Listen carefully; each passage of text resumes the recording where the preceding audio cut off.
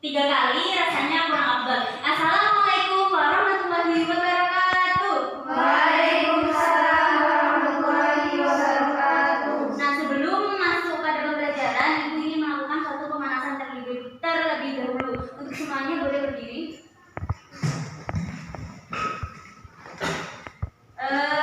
Untuk semuanya bisa tangan seperti ini. Katakan semangat, semangat, semangat sampai 3 kali. Bisa dimulai? Bisa. Ya. 1, 2, 3. Semangat, semangat, semangat. Baiklah, untuk selanjutnya mari kita bersolat bersama-sama. Sholat al-kahfi bisa ya? Bisa. Kita mulai bersama-sama.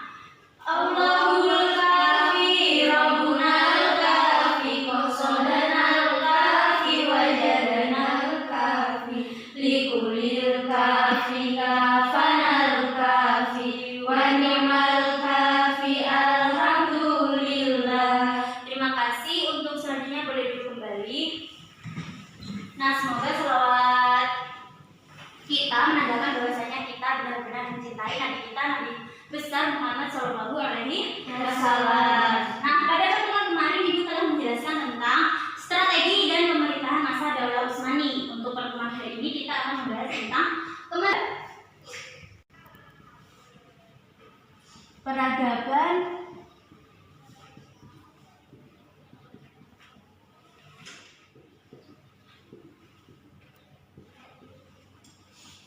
Nah, kita akan membahas tentang kemajuan peradaban Islam masa Daulah Utsmani. Nah, pada masa Daulah Utsmani ini ada beberapa penguasa atau pemimpin yang dapat membawa Turki Utsmani ini pada masa kejayaan atau keemasannya. Ibu tanya di sini, ada yang ingin menjadi seorang penguasa atau pemimpin angkat tangannya? Ya, semuanya ingin menjadi seorang pemimpin atau penguasa. Tapi perlu kita ketahui anak-anakku bahwasannya menjadi seorang pemimpin ini tidak mudah, tidak gampang. Menjadi seorang pemimpin ini ada syarat-syarat tertentu, ada ketentuan yang harus dipenuhi, dilaksanakan. Dan menjadi seorang pemimpin ini harus dapat menghantarkan rakyatnya pada kesejahteraan, kedamaian, keadilan. Mengapa? Karena ketika rakyat ini merasa sejahtera, adil, damai, maka rakyat ini akan enjoy menjalankan kehidupannya dan merasa senang oleh pemimpin yang dipimpinnya. Nah, di sini ada yang tahu ada berapa penguasa atau pemimpin pada masa kemajuan peradaban Islam masa Daulah Utsmani angkat tangannya? Iya, Mbak Desi, ada berapa? Iya, benar, ada 6. 1, 2, 3, 4, 5, 6. Di sini ada yang bisa menyebutkan yang pertama siapa? Angkat tangannya. Ya, Mbak Nisa, siapa? Muhammad. Iya, benar, Muhammad. Yang pertama yaitu Muhammad. Muhammad ini siapa, Bu? Muhammad ini adalah putra dari Bayazid. Lalu hal apa saja yang telah dilakukan Muhammad ini pada masa kemajuan Daulah Utsmani ini?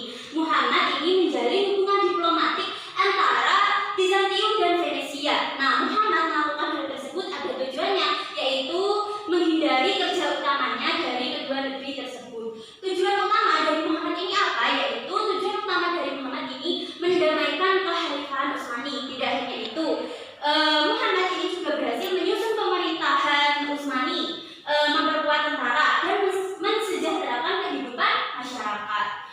Nah, lalu yang pemimpin atau penguasa yang kedua, ada yang tahu di sini angkat tangannya? Iya, Mbak Suci, siapa? Murad. Iya, benar, Murad.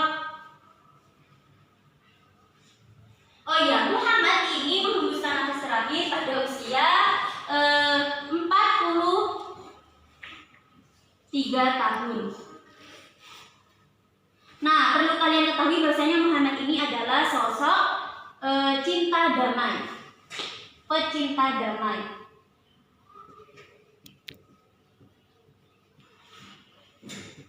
Kita kembali lagi pada Murad. Nah, Murad ini siapa, Bu? Murad ini adalah anak dari Muhammad. Nah, Murad ini memimpin Daulah Utsmani ini pada usia 18 tahun. Nah, Murad, lalu hal apa saja yang telah dilakukan atau strategi apa yang telah dilakukan Murad ini pada masa Daulah Utsmani hingga membawa Turki Utsmani ini pada masa kejayaan atau keemasannya? Yang pertama, Murad ini melakukan merangkul negara-negara yang terlepas, negara-negara Asia yang terlepas seperti Saloniki, Albania, Salak, dan Hungaria. Yang kedua, Murad ini adalah membuat istana penguasa bernuansa akademis.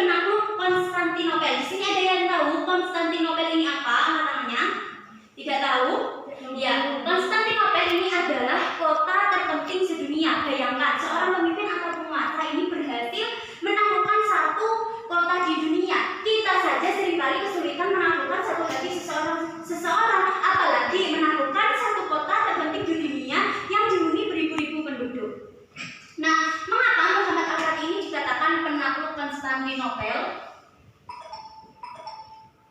Penakluk Konstantinopel.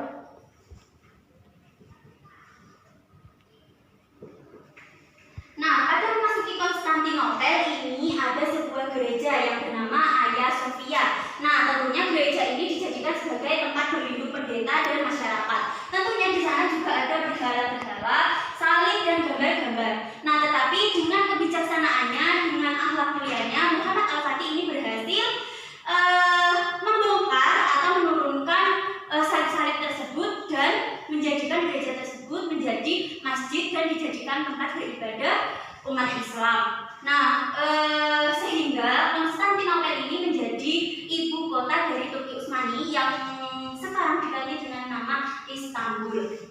Di sini ada yang tahu pemimpin atau penguasa yang nomor 4 siapa? Angkat tangannya. Yang Mbak Asia Bayazid, ya benar, Bayazid.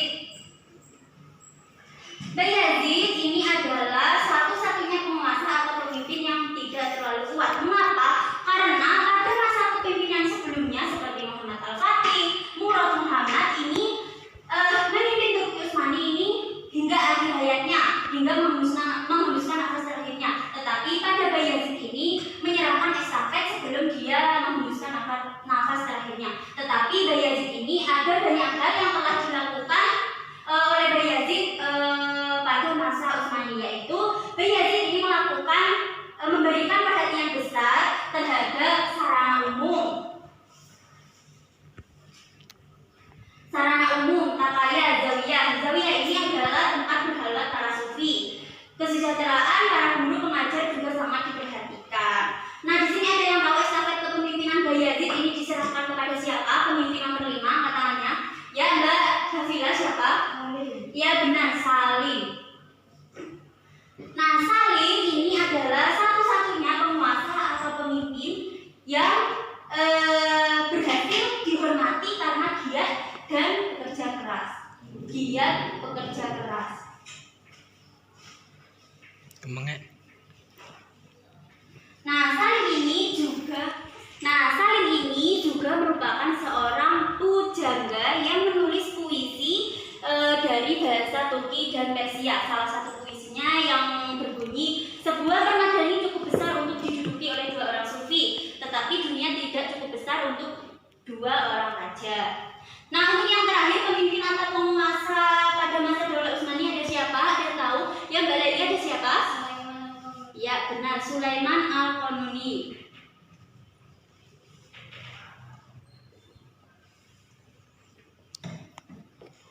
Nah, pemimpin terakhir Sulaiman Al-Qanuni ini diberi gelar The Magnificent, artinya pembuat undang-undang. Nah, Sulaiman Al-Qanuni ini telah berhasil mencapai segala hal dalam masa Turki Utsmani, sehingga pada masa kepemimpinan Sulaiman Al-Qanuni ini dikatakan titik puncak masa kejayaan atau masa keemasan pada masa Daulah Utsmani. Lalu hal apa saja yang telah dicapai pada masa kepemimpinan Sulaiman Al-Qanuni ini?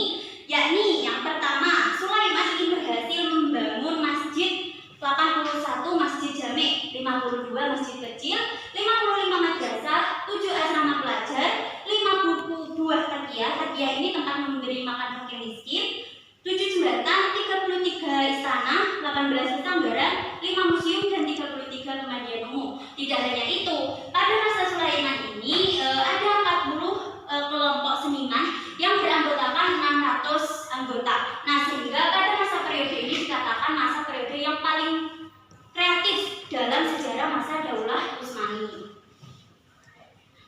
Sehingga karena banyak pencapaian yang telah dilakukan oleh Sulaiman ini, pada masa kepemimpinan Sulaiman Al-Qanuni ini berhasil dikatakan pada masa titik kepuncakan masa kejayaan atau masa kemajuan peradaban Islam masa Daulah Utsmani. Nah, dari penjelasan Ibu, dari 6 pemimpin yang Ibu jelaskan, di sini ada pelajaran yang dapat kita ambil. Yang pertama,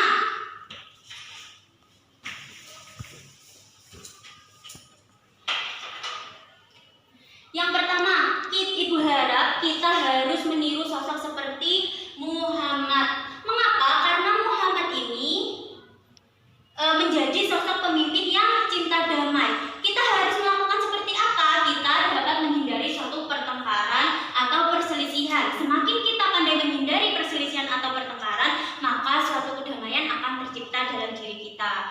Nah, yang kedua yaitu kita, Ibu harap, dapat meniru seperti sosok Murad. Mengapa? Karena Murad ini adalah salah satu pemimpin Daulah Utsmani yang berhasil merangkul daerah-daerah kecil yang terlepas. Apa yang kita lakukan dalam meniru sosok Murad? Yaitu kita dapat merangkul teman kita yang kurang percaya diri, merangkul teman kita yang tidak mempunyai ayah, merangkul teman kita yang tidak mempunyai ibu. Kita tidak boleh membeda-bedakan atas latar belakang orang, yang kaya sendiri, yang miskin sendiri, yang ganteng sendiri, yang jelek sendiri, yang pintar sendiri. Tidak boleh, karena sesungguhnya kekayaan itu hanyalah sebuah titipan. Yang namanya titipan ini suatu saat akan diambil oleh sang penitip. Siapa sang penitip? Yaitu Allah Subhanahu wa Ta'ala. Nah, yang terakhir, Ibu harap kita dapat meniru sosok seperti Salim. Mengapa?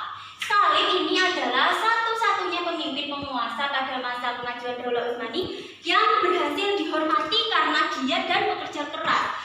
Tugas kita sebagai pelajar ini harus giat dalam belajar, karena menuntut ilmu ini adalah hukumnya wajib. Seperti Quran surat Al-Alaq ayat 1 sampai 5. Boleh kita baca bersama-sama? Bismillahirrahmanirrahim. Iqra bismi rabbikal ladzi khalaq. Khalaqal insana min 'alaq. Iqra wa rabbukal akram. Alladzi 'allama bil qalam. 'Allamal insana ma lam ya'lam. Nah, itulah Quran surat Al-Alaq ayat 1 sampai 5. Itu menandakan bahwasanya kita sebagai pelajar ini harus rajin-rajin membaca. Arti membaca, Iqra dimulai dari kata Iqra yang artinya membaca. Membaca itu tidak harus membaca buku, membaca kertas, membaca majalah. Membaca ini juga diartikan kita harap kita dapat membaca kondisi atau situasi di lingkungan sekitar kita, karena tugas kita sebagai makhluk sosial ini dituntut untuk memiliki kepekaan tinggi terhadap apa yang terjadi di lingkungan sekitar kita. Nah, dari sini dapat dipahami. Nah, itulah pembelajaran pada pagi hari ini tentang kemajuan peradaban Islam masa Daulah Utsmani. Semoga kita dapat menerapkan sosok-sosok seperti ketiga ini dalam kehidupan sehari-hari. Nah, untuk penugasan lanjutnya, Ibu akan memberikan tugas review tentang kemajuan peradaban Islam masa Daulah Utsmani. Ibu akhiri dengan kalimat hamdalah alhamdulillahirabbil alamin. Assalamualaikum